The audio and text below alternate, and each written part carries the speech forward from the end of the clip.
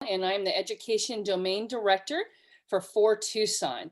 And this is my second opportunity to talk to this group. So I'm really excited. And I can't imagine a harder time to be a nanny or parent, a teacher working with kids in this COVID-19 world, especially with so many things just changing by the day and over the last few months for the kiddos that we work with or the families that we love.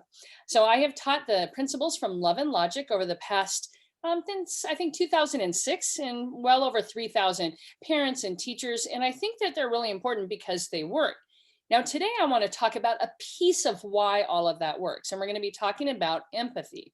And empathy is hugely important because if you were following any program, whether it's Love and Logic or something else, and you're not using empathy, it really is going to be far less effective. And we're going to talk about why. So I'm going to go ahead and share my screen so that everybody should be able to see it. And this is just, again, telling you about myself. But before we get started, I want to share this short video by Brene Brown. And you should be able to hear it. And it's a great video that talks about the difference between empathy and sympathy.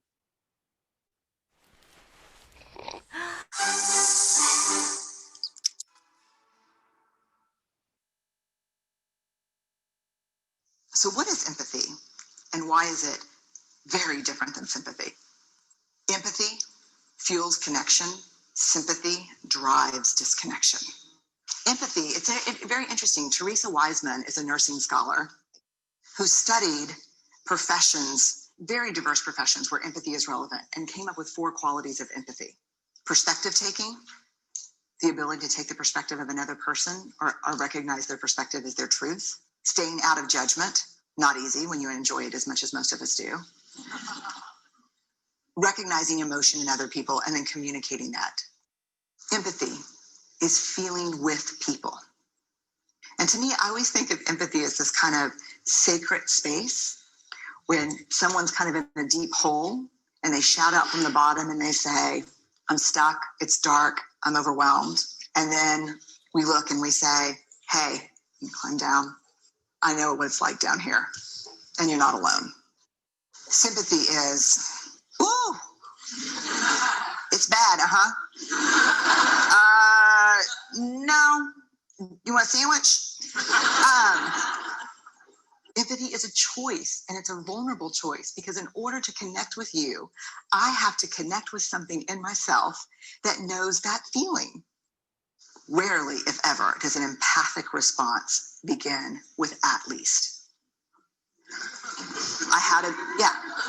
And we do it all the time, because you know what? Someone just shared something with us that's incredibly painful, and we're trying to silver lining it. I don't think that's a verb, but I'm using it as one. We're trying to put the silver lining around it. So I had a miscarriage. Oh, at least you know you can get pregnant. I think my marriage is falling apart. At least you have a marriage. John's getting kicked out of school. At least Sarah is an A student. But one of the things we do sometimes in the face of very difficult conversations is we try to make things better. If I share something with you that's very difficult, I'd rather you say, I don't even know what to say right now. I'm just so glad you told me. Because the truth is, rarely can a response make something better. What makes something better is connection. All right. Close that real quick and go back to there. Hopefully everybody can share or see my screen again. Please pop up in the Q&A or in the chat if you cannot. But let's talk about that. So empathy is very different from sympathy, and this is really important. Empathy fuels connection, as Brene was just saying in that video. You see, if I feel connected with you, I'm going to be able to listen to more to what you have to say. I'm going to be able to learn. I'm going to feel that we have this relationship.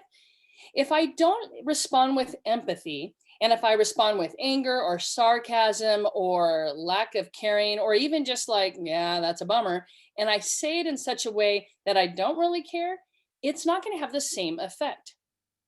You see, empathy opens the heart and the mind to learning.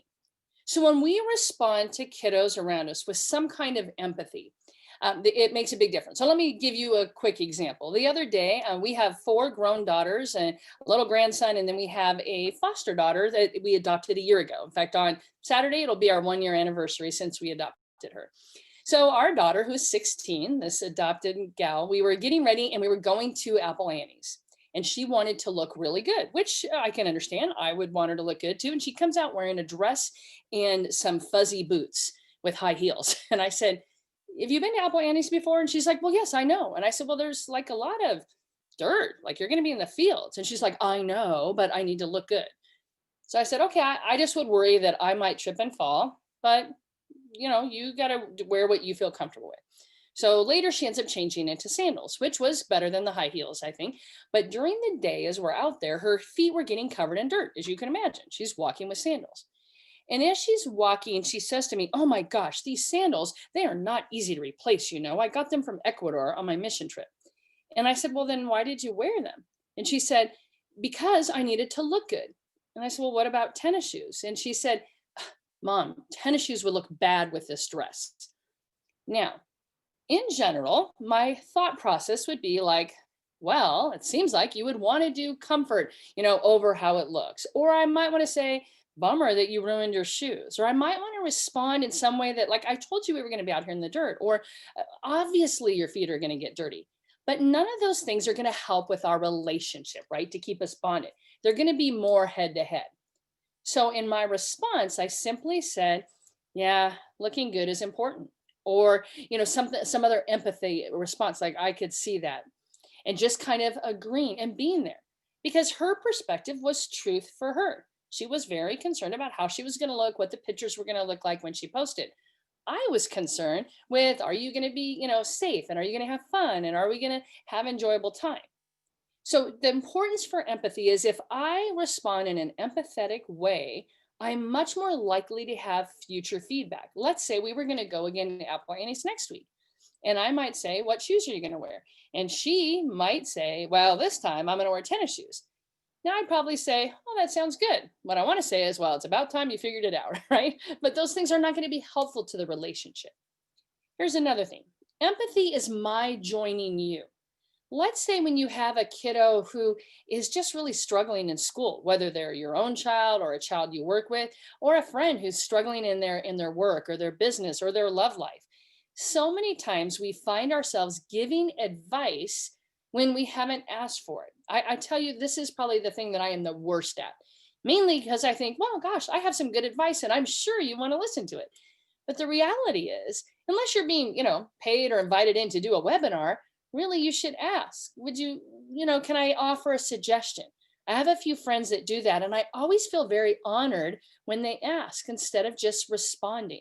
And I need to remember that, because part of it is if somebody is just complaining or, being frustrated or whatever, and if I can respond with empathy, like, oh man, that's really hard, and just listen, and I might have some thoughts, then I should ask, may I share a few thoughts with you?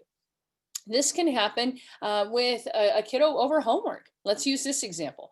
My daughter, Angel, she had been living with us for about a year, and she was struggling with science. The science homework was due. And I get an email from the teachers, one of those blanket emails that says, some of your students are in danger of failing. And I'm like, hey, your teacher says might this be you? And she says, yeah, I need to study for this test. I need your help. Great, I would love to help you. So she hands me her notes, and there's only half of the notes filled out. So I looked down, I said, well, where's the rest of the notes? And she says, oh, the teacher said we don't need the other notes. Now, whether it's true or not, I don't need to take that control. I just said, oh, that's interesting. I can respond in kind of an empathetic way, or just leaving it as a way instead of trying to create an argument or, like this power struggle. So I said to her, well, is there a book? And she said, well, my teacher said we needed to pick one up from the library. And I said, well, did you? She said, do you know how heavy those books are? Now, be that as it may, if I respond in empathy, in this case, amazingly enough, I said, well, I can understand that. I said, so how are you going to study for this test? And she says, oh, I don't know. I'm just not going to study. I don't care. I'm going to just flunk out of science. Now, Because I've taught, taught on these principles for a long time, and it's not my first rodeo, I sometimes respond in the appropriate way. In this particular time, I said, well, the problem is the science class that you're looking to drop, it's totally fine if you drop it, but they don't let you graduate high school in Arizona without it. She says, are you kidding me? And I said, I don't make the rules. You can call the governor and see, but I can tell you, you have to pass the science class. But you know what? You don't have to pass it today. You don't even have to pass it this year. You can take it every year and every summer until you do pass it. She got so mad and she stomped away and she sat on a table or a chair and she put a blanket over her head. And I was like, huh, I guess that went well. But the thing is that a few minutes later, she came back and she said, can you show me some videos that can help me to learn? When we respond with empathy and give the choice to the child or to our friend or to whoever we're talking to, we can get a lot further. When I say, ooh, that sounds like it's a really tough place to work. And I might say, would you like any suggestions? And they're like, no, I can't think about looking for another job. Oh, I totally get it. But if you ever want help writing a resume, I'm here for you.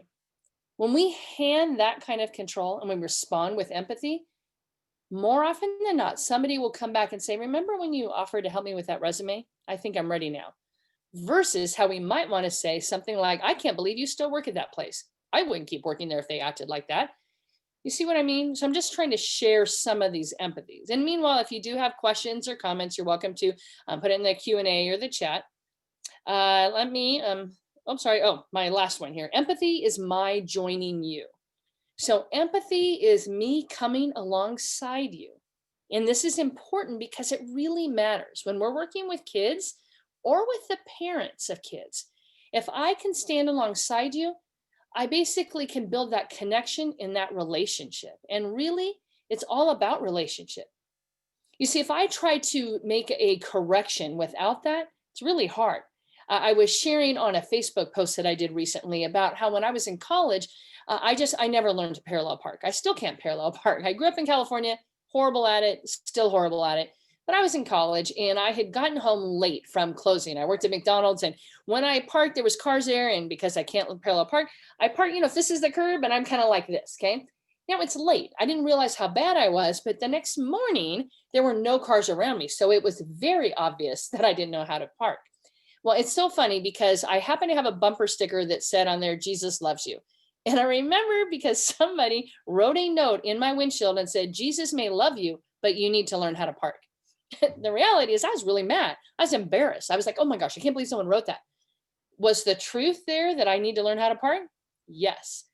But I didn't have any connection with that person. They were a complete stranger, nothing. But if a friend or somebody had said, hey, the other day I noticed your car was kind of angled out a little bit. Gosh, parallel parking is hard, isn't it? I would have probably said, yeah, I haven't learned how to do it. And then I might have been open to them saying, would you like some help? And do you see how that relationship with that empathy is my joining you and gives me the right it gives you the right to speak into my life. So let's look at, go over what Teresa Wiseman and Brene Brown had to say about empathy, and let's break down these points. Perspective taking, the ability to take someone's perspective and recognize their perspective as truth. At the beginning of the pandemic, this is a great example of how this happens. At the beginning of the pandemic last March, right? In my particular employment, we got the email, hey, everybody needs to work from home. We did that after a couple weeks when things, I remember maybe it was like 6 weeks and things started to open up a little bit the first time. And I remember my boss was saying, well, for those of you who feel safe, you should come in. The rest of you, I don't know why you're worried.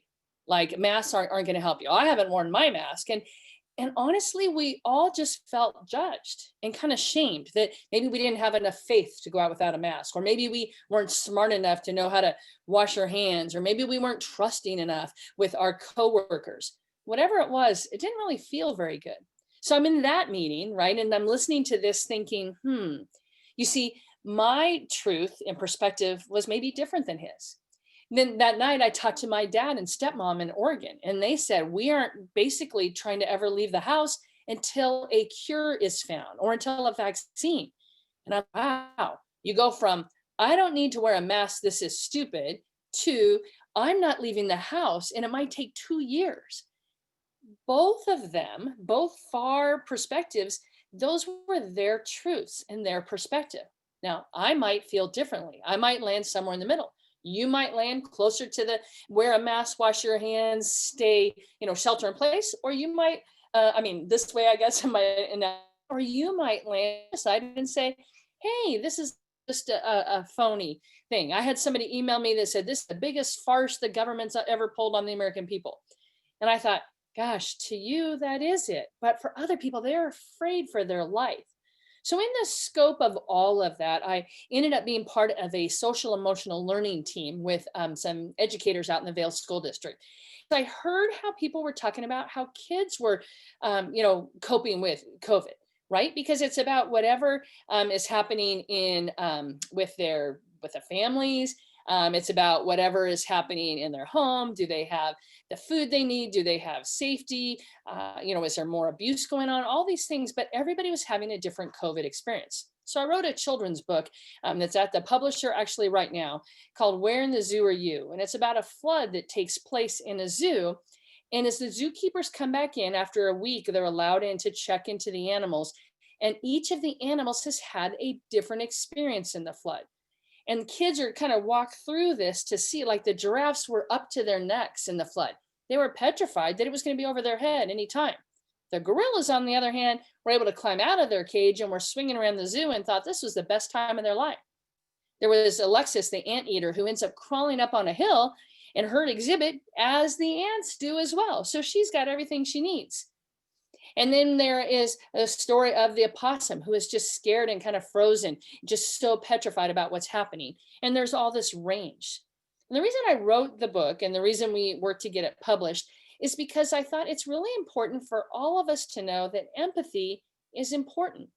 Your perspective is your truth. So when we're working with kids and they say, this is the hardest class I've ever had, there's times when we think, oh, you haven't seen nothing yet. Just wait till you get to high school, Or you might be working with a parent who says, there's sometimes parents who say, hey, I have 4 kids, life is great. And you have other parents who, this is my first one, and I can't imagine anything more hard.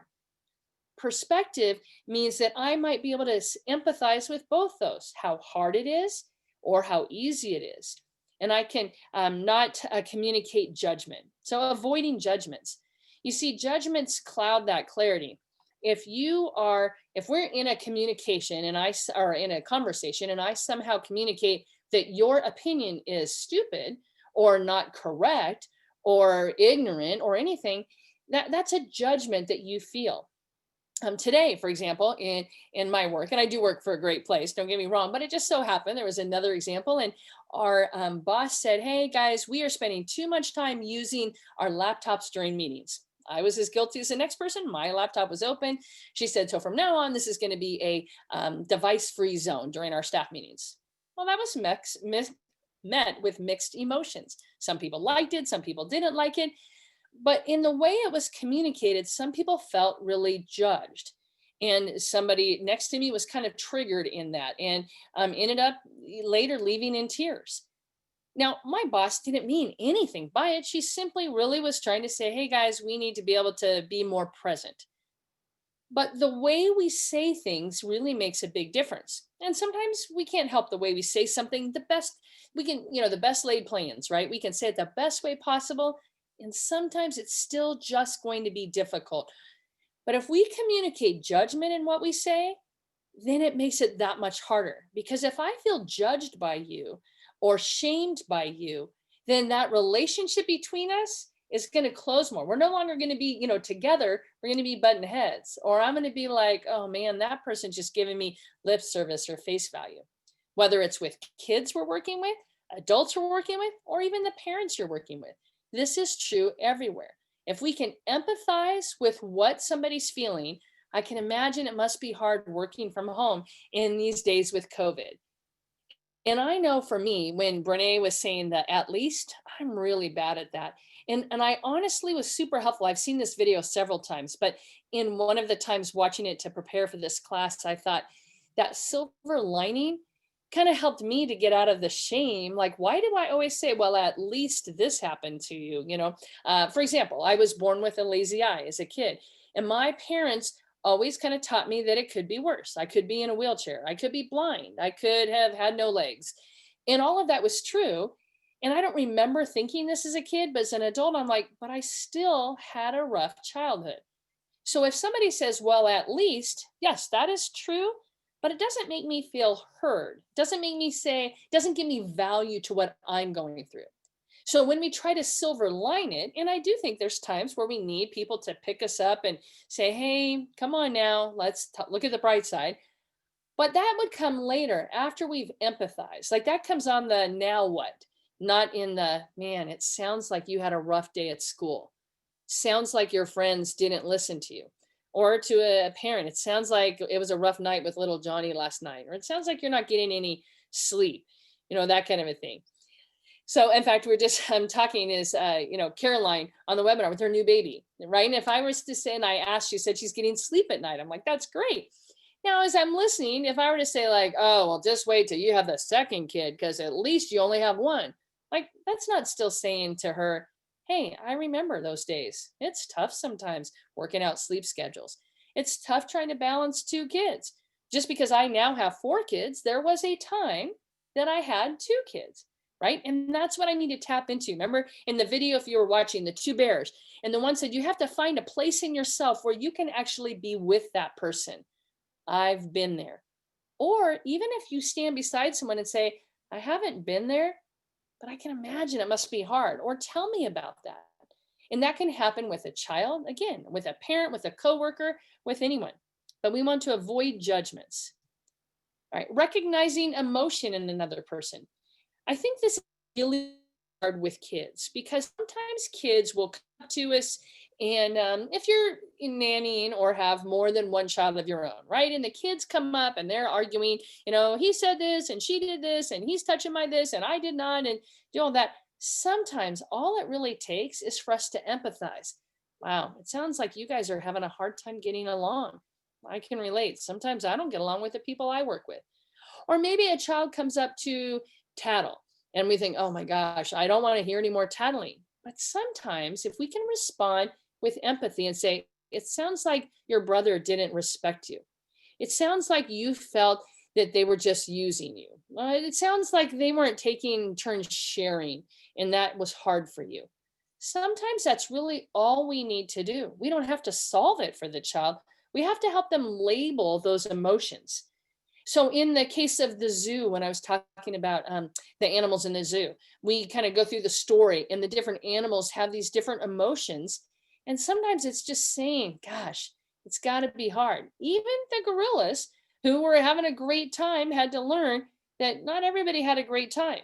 And in there, the zookeepers have to respond to not get too angry at the gorillas because they're having a good time, right? We don't want to say, hey, just because I'm having a bad time, you need to have a bad time. But the whole idea is how do we come together and empathize with what's going on? Think of the political scene right now, right? Everybody is at odds. And as I listen to people and, Trump this or Biden this, and I think, man, I can respond and just say, it's a really tough season, or it's hard to know what to believe. Now, let me give you a hint. If you're using empathy and if you're doing a good job with empathy, one of the things that I have found that helps is for me to lower my voice and talk a little softer. Because otherwise, sometimes anger, frustration, or judgment can kind of sneak in. But if I can respond with, yeah, it's a really tough season right now, or that must be really scary, even if I'm struggling to find empathy, because maybe I think, oh gosh, that's nothing compared to, right? And again, I'm human, I struggle that way. I have to just think, but to this person, that is really important. I had a friend once, I was in college, and I remember I tend to be one of those people who likes to burn the candle at both ends and who actually a lot of times does it well, not always, but I tend to like to balance a lot of things. This particular friend of mine is not the same person as me. She's created entirely different, and she feels more comfortable with things at a slower pace. We're both in our 20s, we're in college. And she says something to me. We're talking at the end of the day, back in the day when the phones were connected to the landline. And she says, "Oh, I had such a day today." I said, "Oh, really? Tell me." She goes, "I had to go to the doctor in the morning and then I had to go to the post office or something." And I kid you not, there was no video screens back in the day. But if she had seen me, she would have seen me rolling my eyes. Okay. Because I'm thinking, oh my gosh, two things. And she said something that was profound. She said, "I know that doesn't sound like a lot to you." She didn't even see my response, right? But she probably knew. And she said, "But to me, it was a really busy day." And I literally was stopped in my tracks and I thought, knowing her, that's right. That would have been a busy day for her. For me, no, but for her, yes. How can I recognize that emotion in someone else? Whether it is a child who says, "This is just unfair." And I want to say, "I know it sounds unfair, doesn't it?" And I just want to be able to validate what they're feeling. Right? Brene and Teresa also talk about communicating and understanding. It's important when we communicate with empathy so that the other person feels heard, that they're not alone, that you have come up alongside them, that you are there with them. That doesn't mean that that's where you have to stay forever, right? You can't always walk by someone forever. But I tell you what, that connection is the key to healing, especially if people have had a lot of trauma or adverse childhood experiences. Some of the kiddos you work with or the people you know may have grown up with some pretty tough lives. And sometimes just understanding their life, well, let me say it this way. You might not know what happened in their life, but I would say it's safe to assume that when somebody responds in a way that is really kind of out of the box, that there's a reason they responded that way. In fact, being trauma informed, I do a lot of trauma informed trainings. And the whole idea of being trauma informed is understanding that there is a need driving your behavior. And if I want to judge you, that's not going to be helpful. I'm not going to be able to come alongside you. I'm not going to be able to build a relationship and build trust or safety. If I just think, "Oh my gosh," and just go on, that's not helpful. But if I know, even if I don't know what happened to you, but I think, you know what? You're responding that way because something probably happened to you. Maybe you grew up in an area where you never felt safe and relationships weren't safe.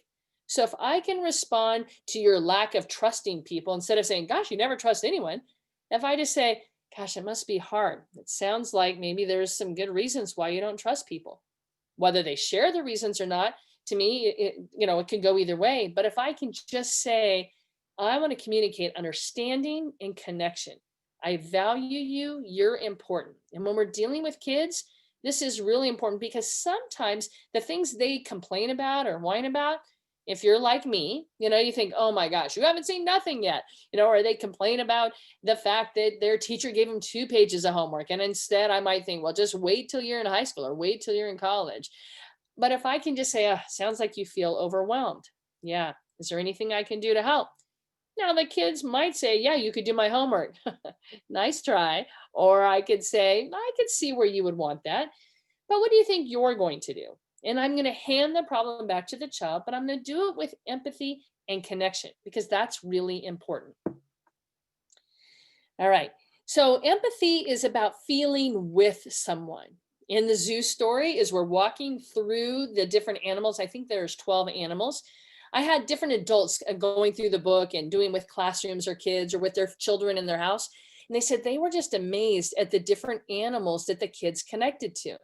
"Oh, I felt like the gorillas at one point," or "I felt like this animal at one point." There's Max the tiger, where the kids, Max is so angry because his world's been disrupted, and he likes things predictable. He likes his dinner coming every day at 5. And kids were walking through in the view of the zookeeper. They're like, "Yeah, I've been like Max before. I've been like the gorillas before. I have felt like the hippo before." And that gives people a chance to understand that, you know what, there's times where we all can feel together. It's all a little bit different, right? And even with COVID, one of the things with the kids that you're working for is, or in your own family or your own kids or your own friends or your own communities, is to be able to just be present. Just say, "Hey, how are you doing?" "Oh, it's been great." A lot of people say, "I love being home more." "Oh, good. I'm glad you're enjoying that." Somebody else may say, "I feel like I'm cooped up in a box." Oh, that's got to be hard.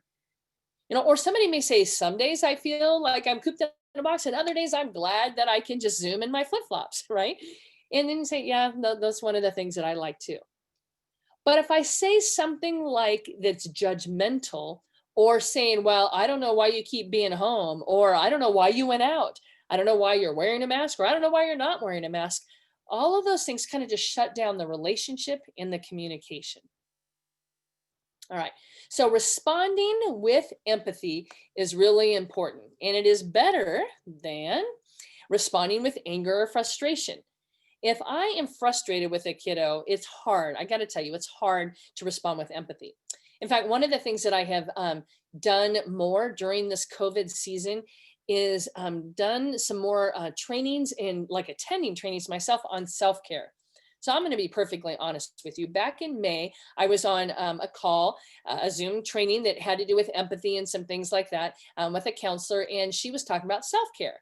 And as she's saying this, I kid you not, I am leaning, I'm listening and I'm thinking, yeah, you have to take care of yourself. I'm telling you, these people, they spend too much time, and I'm just like not being very concerned with self-care. I'm like, oh, these babies who can't deal with it or whatever.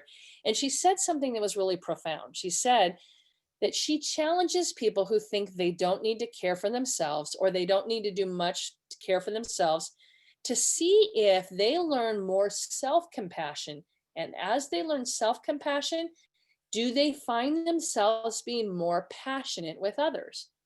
And that stopped me cold because I thought I have some pretty high expectations for myself. Like I tend to be one of those people that I will relax when I'm all caught up. Well, I'm never all caught up. Now, it doesn't mean I delay gratification in every area, but there's a lot of times where I'm like, oh, I will watch a movie after, and it'll be days or something before I sit down to do that. But that also makes me more judgmental. Like, why do you have to sit down and relax? I mean, I don't do it. And when she said that, she said, if you are more self compassionate, more compassionate with yourself, you will find that you are more compassionate with others. I've been really looking at how I have responded to people over the course of the last few months. And I have found that to be entirely true. That when I say, you know what, Robin, you're doing the best that you can look at other people and say, and I think they're doing the best that they can also. I remember we had our whole family get together in May at a cabin, and we were trying to, do kind of COVID, but do something fun. We'd had to cancel a lot of different things, as everybody did. And at one point, I just got frustrated, and I didn't realize how close to the straw breaking the camel's back I was. If I knew that, I wouldn't have put that last straw on, right? But I suddenly, just like this whole COVID world kind of collapsed on me. And I was like, oh my goodness, I can't make everybody happy. I can't, how you just made, well, maybe it's just me. Sometimes you just get into the point and you're like, this is it. Okay. Everybody's asking too much, all those things. But I realized that part of the problem was that I hadn't been taking care of myself.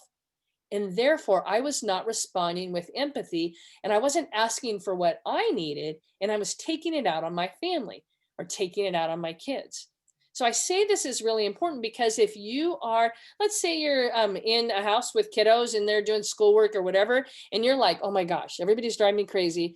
I have got to, take a break, or I've got to do whatever, but I just gotta wait. I'm off in 2 hours. You might have to say, hey guys, I need just a minute. I'm going to step outside and take a breath, or I'm going to go to the bathroom, or I'm going to be right back, or I'm going to just, let's watch a movie for 5 minutes or something. Because when we can take care of what we need, some deep breaths, or just whatever it might be to take a break, then we can respond without anger or frustration. We can respond with more empathy, and it helps the relationship. When we're not taking care of ourselves, we don't have enough empathy to share with others. When we don't take care of ourselves, we find ourselves responding with sarcasm and flippancy, or at least maybe it's just me. But as I shared in that example, sometimes I think, oh, I can balance a lot of things. I find it really easy to judge some other people who can't balance a lot of things. I think, must be nice to take a nap. Must be nice to go out on a date. It must be nice to go to bed early. And if you can relate, maybe you're like me, but I find that when I'm responding in that way, it's because I haven't taken care of myself. So I don't have any empathy to draw from to say, gosh, I can see where you feel really overwhelmed. I'm glad you got to take a night off. So responding with judgment. Again, we kind of covered that, right? When I spend too much time, um, if I'm not responding with empathy, then I might respond with judgment. I can't in anything. I can't believe you're too afraid to go outside. To I can't believe that you're not afraid to go outside, right? And when I respond with judgment, it shuts down. It starts to build a wall between me and you, between me and the children I work with, between me and the parents that I work with. If I communicate to the parents that I don't think they're doing a great parenting job, then they're not going to feel very, they're not going to take any advice or hints that I might have. My daughter, I have one of my twins is in college. She's working on her master's, and she is a nanny for a couple in California. And she said, "Oh my goodness, mom, it's really hard. Dad works from home. They're very helicopter type parents." And she says, "It's just really hard. I wish they would do love and logic." So, you talk about how do you respond so that you might be able to help be open to giving some parenting suggestions if they asked, because sometimes parents are doing the best they can and maybe they don't know any better. They don't know any other tools. So I just suggested her, you when the parents are like, "Oh my gosh, this so I can't get anything done when when you're not here." I know it's really hard sometimes. I know that sometimes we just have to do what we have to do and the kids have to fend for themselves. Like not as in unsafe alone, but they may have to say, "Hey guys, you can choose to play with the Legos or you can choose to read a book. But right now, mommy is going to do this." And trying to be able to do it, but when we can respond with empathy versus like, "Oh my gosh, yeah, I don't get anything done with your kids either." That's not very helpful. Probably wouldn't let you keep your job very well either. So how do we respond and say, I bet those parents are doing the best they can. And I bet that they could maybe just feel like they're at the end of their rope. It must feel like that to you, Mrs. Smith, that sometimes you are just, what do you call it, treading water. If there's anything I could do ever, let me know. Or if you ever are looking for resources, maybe I could find some. And that can be helpful because we respond with empathy and not with judgment. Responding with empathy is also better than responding with apathy. Like I said, rolling our eyes, which could be both apathy and judgmental, or just saying, "Yep." I remember one time my husband, when we were first learning about love and logic, and love and logic talks a lot about um, just being able to respond with empathy. So if a child does something and it goes poorly for them, then one of the ways love and logic says, you might say, "Ooh, that's a bummer." And you say it with empathy. Well, one day one of the girls did something and he's like, "What a bummer." And I said, "Well, honey, later I said, honey, that was wrong." He said, "No, it wasn't. I said, what a bummer." I said, "But the way you said it, what a bummer, sounded like sucks to be you." And he's like, "Really?" And I'm like, "Yeah, because you said it in such a way that you're like, I dare this to go well for you, kind of a thing, versus, ooh, that's really a bummer. And how can I say that?" So I want to say it with empathy and not judgment or apathy or anger or sarcasm. And I don't want to respond with "I told you so." Many times I either say it or my response is, "Well, what did you think was going to happen?" Like with my daughter wearing her flip flops, right? There was a part of me that wanted to say, "What did you think was going to happen?" But I just said, "Yeah, I could see you wanting to look good for pictures," and just kind of left it at that. Because the best learning happens inside someone's own skin. I could tell her, "Well, let's think this through." Like, have you ever had a friend who says something like, "Well, let's think about this for a minute." And you knew what the answer was. They knew what the answer was. So it's really kind of communicating, "You're pretty stupid. I better point it out." Well, that's not helpful, right? You can just say, "I've made decisions like that too. It's really hard." Because we've all been there. We've all made those things. And again, as Brene and as Teresa, as she talks about those things, the don't respond with the "at least."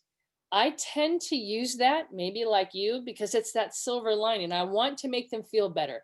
At least you're only nannying for 2 kids instead of 4. At least you get off every other day. At least whatever it is. But the reality is that still doesn't communicate that I am there with you and say, "Must be hard being a nanny. Must be hard being a single parent. Must be hard teaching from home with Zoom." In any of those things. So basically, so somebody feels heard and felt and valued.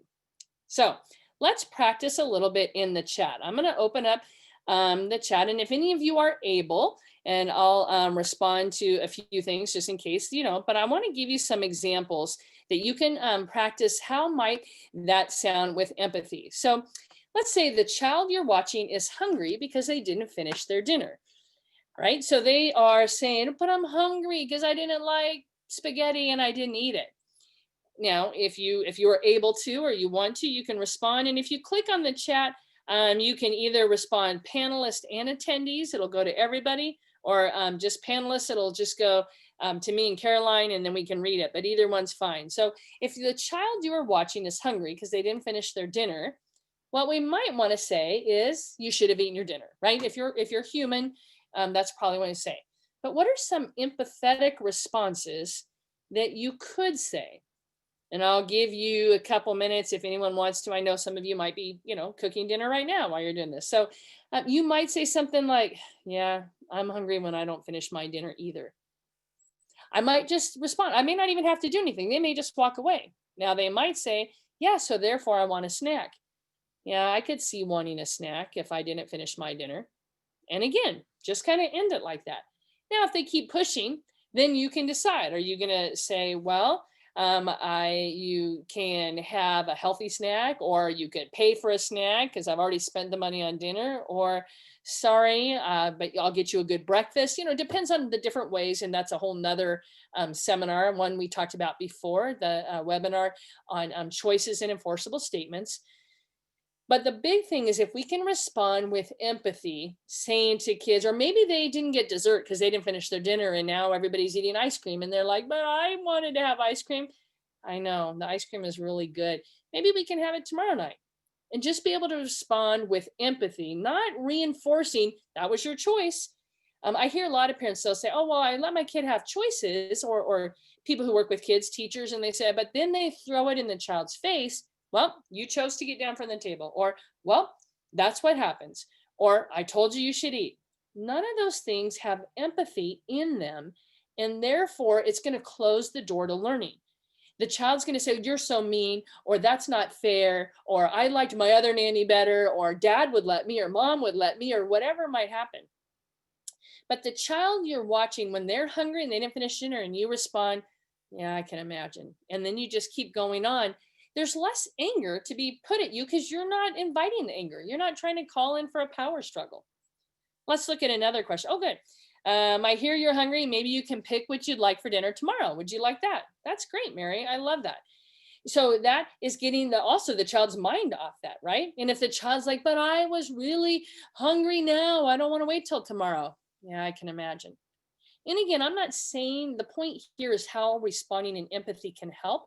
It's not that this is the end of the argument, because there are other tools that we have only, 15 more minutes. We're not going to cover all those tools tonight. But responding in empathy is half the battle, because it helps the child know you are heard. I value you enough to hear you and respond and be with you, right? That cloud has come over my head. I've been hungry before too. So let's do another one. What about your child or somebody you're working with is uncomfortable because they didn't follow your advice on what to wear, right? Using the example from the pumpkin patch. But we all know that, right? When you say to a child, you're going to be cold. I was working with a family once, and they were having some argument, and the stepdad said, no, you can't go outside. And I said, oh, why can't he go outside? Because they happen to be at our house. And I'm like, he goes, well, he doesn't have his jacket. And I said, oh, okay. And I said, does he need one? No, he lost his. So therefore he can't go outside. You see how that's kind of punitive in the sense, and this is a strong-willed child and an even stronger-willed stepdad. So they're like this all the time. So I just said, well, I guess you could just say, you're welcome to go outside. And if the child says, but it's cold, then that's when I would say, yeah, I bet it is cold.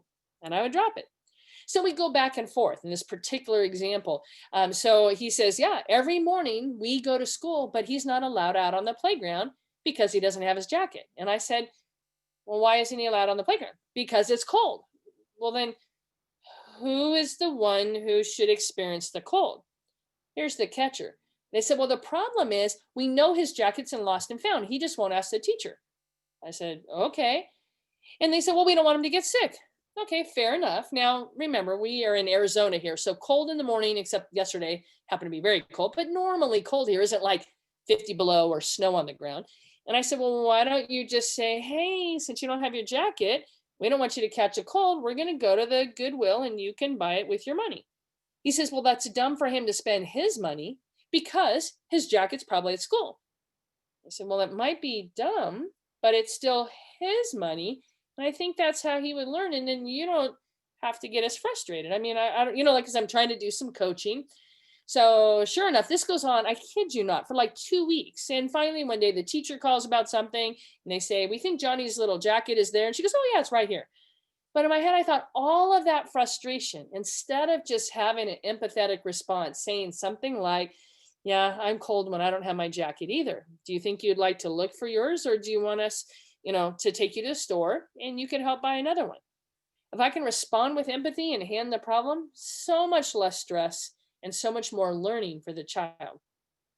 So if you think of if anybody else who's listening wants to write anything in the chat or the questions or any responses, feel free to do that. Here's another example, because we all have friends, but you have a friend who's going through a tough time after making some poor choices. Now, sometimes we say, I told you you wouldn't like that job, or I told you not to quit your job, or I told you to pay more attention to driving. I told you not to, I was going to say text and drive, which they shouldn't do. But you know how, like, I knew that at some point you would rear end somebody. But if we can just say, I have totally been distracted too. I've totally been in a job where it was not what I thought it was going to be. I can totally relate to uh, not getting my homework done and waiting till the last minute. It's funny. I remember one time one of my daughters was it was like 11 o'clock at night, and she said something about, oh my gosh, mom, I haven't typed this paper. Will you help me? And I said, oh honey, I'm way too tired. I said, you can pay me to type it. Mom, it's only going to take you 10 minutes. And I said, oh, okay, well then it's probably like $5. Oh, I'm not paying you $5. I'll just stay up and type it. And I said, okay, because I'm like, lack of planning on your part isn't an emergency on my part, and I'm pretty sure you're going to continue on in school, so this is going to happen again. The next morning, we get up, we're getting ready, and she looks exhausted. And I said, so what time did you go to bed? She goes, oh my gosh, I didn't go to bed till 3 a.m. And in my head, probably like you all want to say, well, that's what you get for waiting to the last minute, or I hope you learned your lesson, or yep, I knew that would happen. But and I said, instead, it was a better parenting moment. And I said, I can imagine I would be tired too. And she said, I'll tell you one thing, I will never wait till the last minute again. And I had to turn, because part of me is like, yes, that's what I want you to learn, right? But if when I respond with empathy, whether it's my kid, your kid, anybody's kid, the learning happens better. Whether it's my friend, your friend, or anyone's friend, the learning happens better when I can respond with empathy, because that's when the lesson does the teaching and it doesn't get distracted by my anger or frustration or my lecture or whatever.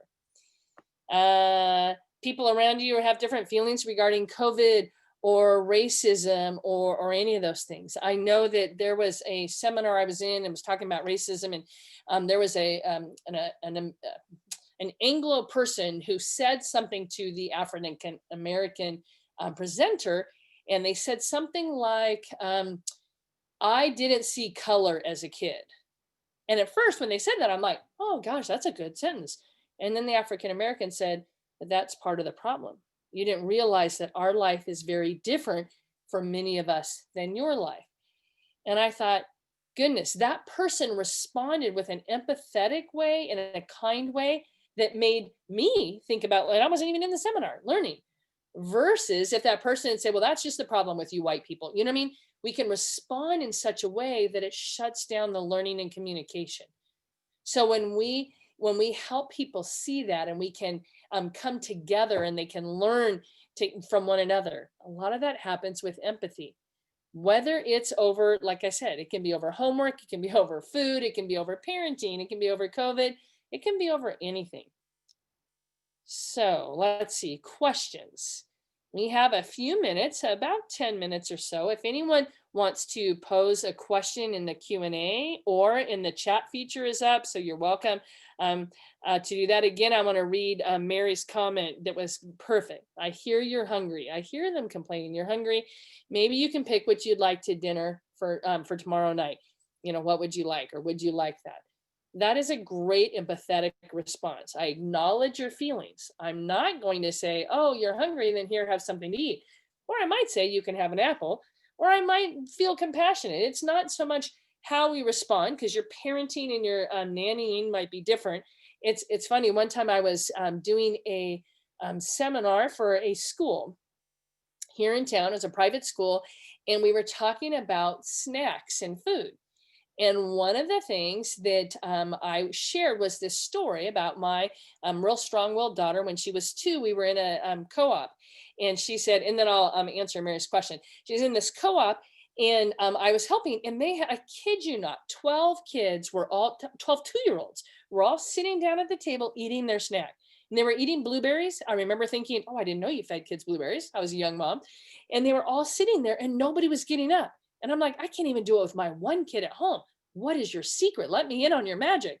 And the teacher said, well, when they get up, we just simply take their food, quietly put it in the trash. And I'm like, you got to be kidding. Like, no lecture, no reminder. She goes, no, because they know. And then later, if they say, I'm hungry, yeah, that's okay. Maybe you can eat during our next nap time.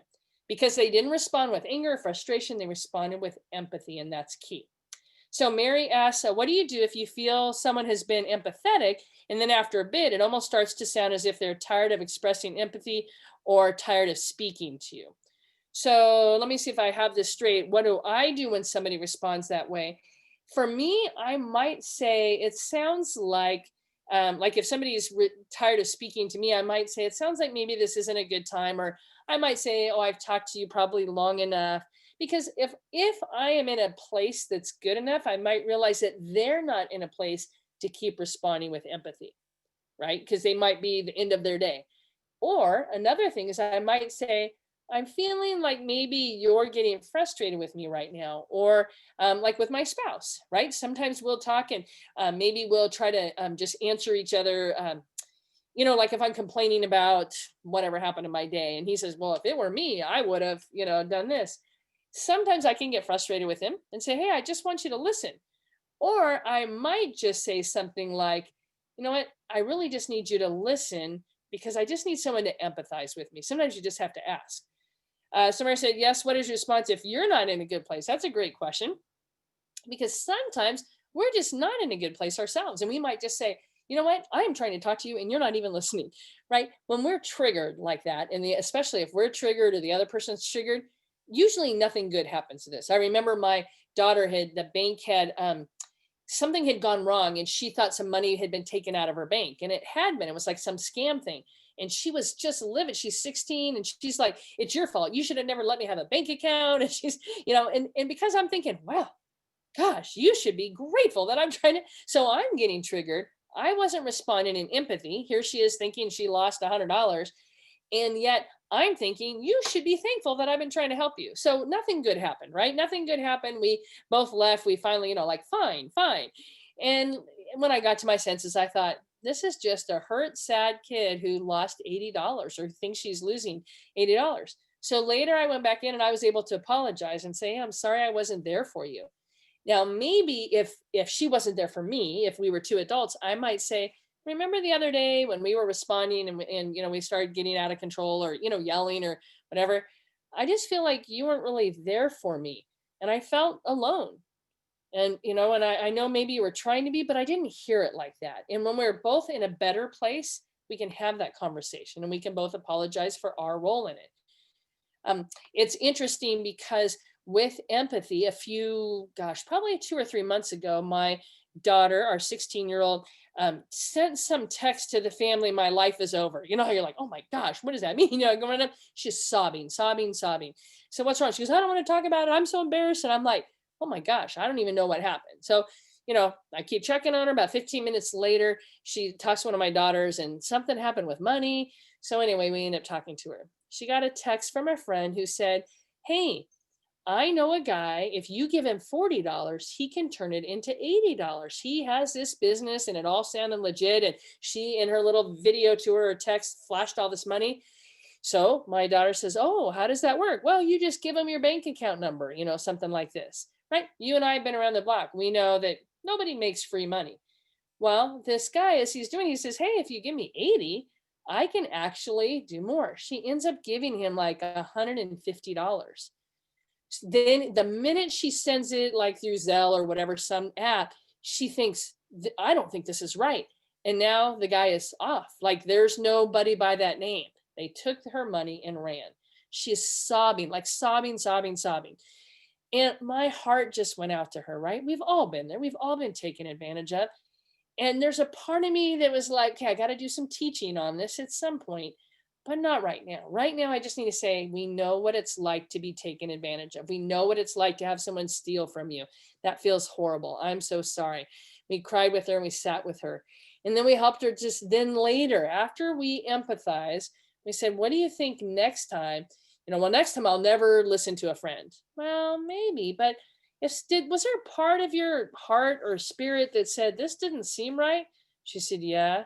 Well, that's the part you might want to listen to next time because, God gave us that part to listen. There may be some teaching, but in that moment, in that time where she is just sobbing, I just want to be there and empathize because we've all been there. And so it's that hard line. When do we do the teaching? Certainly teaching needs to happen.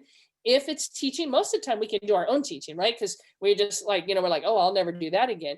But if we're not sure, we can do real teaching, but not in the moment. In the moment and in the time when all the emotions are hot and heavy and dry and raw, we want to really respond with empathy. Hopefully that answered your question, Mary. Or feel free to, I know it's a webinar, so you can't speak out loud, but you're welcome to, if you have another question or if I didn't answer what you were looking for. And if anyone else has a question, I'd be happy to do. We have just a few more minutes and then we'll be off. So let me know if you have any response, feedback, questions. I'd be happy to answer them. Empathy is really hard. If you can gain one skill that really is going to help you in life, I think empathy is really one of the big ones. So thank you. I hope that you understand that, Mary. And also I will put out there, if anyone wants, let's see, I don't actually know if can I respond to the chat? I feel like I could. So let me, no, I think I just can look at it. So anyways, I was going to say, if anybody wants to say, oh, no, actually, I see that I can. It was just typed too low. I'm going to put my email in the chat feature here, robin@fortucson.com.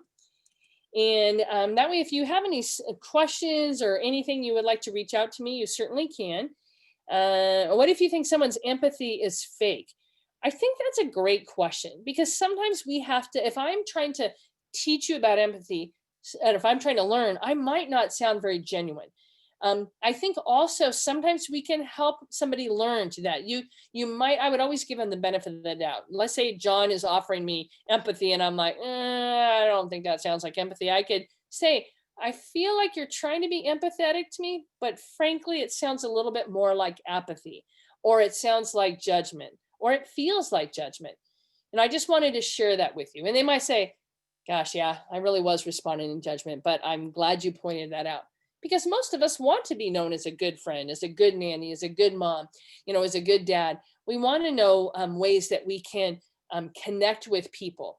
And I have to tell you that there was a season that some of the Love and Logic, and I love Love and Logic, that's why I teach it so much, but there were some of the videos that just didn't sound empathetic to me. And I asked, I was in a group of like 60 educators, and I said, did anyone else get the feeling that that didn't sound genuine?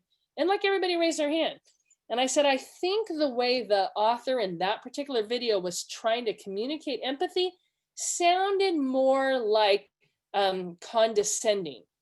And it's too bad somebody who was viewing that on his end didn't say, I know your heart. I know you wrote this stuff. I know you believe this stuff. I know you mean empathy, but that sounds condescending. And then we can sound different because sometimes we just don't know how we come across. So, all right, perfect. Well, I think that we are all set, and I think we're wrapping up. And then I think we're just about, I'm going to stop the share. because we're done with that part. And I think that Caroline is ready to kind of wrap things up, or she'll end it in just a few minutes. But my email is out there. Thank you, Mary, for being in our chat feature there. That was very helpful. And if anyone has any comments or anything else, again, my email is robin@fortucson.com, or you can reach out to the Trusting Connection, and they can get you my information. And it's been a pleasure to be able to talk to all of you tonight. So I am so very thankful for you joining us, and I hope that you gain something that will help you through your life, both as a nanny, as a parent, as a spouse, as a coworker. Empathy is really huge, especially in our world today when we all need to feel more connected and more valued. So thank you for joining me.